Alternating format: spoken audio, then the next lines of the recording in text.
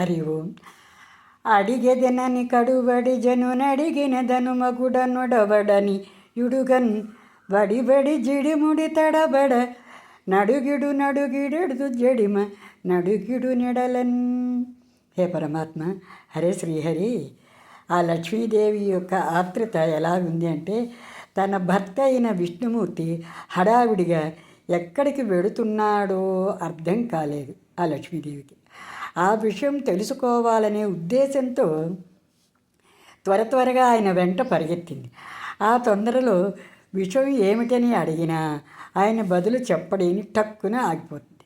అంతలోని కలవరపడుతూ ముందుకు అడుగు పెట్టింది.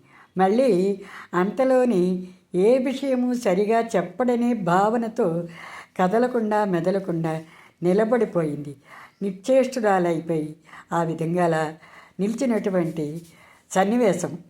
అంటే భక్తుడు పిలవగానే ఆ శ్రీహరి ఎంత ఆర్ద్రతతో వెళ్ళిపోయాడో, ఆయన ఎందుకు ఎక్కడికి వెళ్తున్నాడో తెలియక భార్య అయినటువంటి లక్ష్మీదేవి తాలూకా మనస్సు గురించి ఇక్కడ మనకు వివరిస్తూ పోతన గారు చాలా చక్కగా మంచి మాటలతోటి చెప్పారు.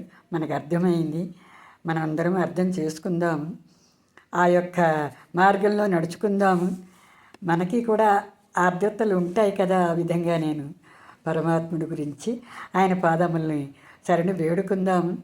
సర్వే జనా సుఖినో భవంతు. సర్వం శ్రీకృష్ణార్పణమస్తు. స్వస్తి.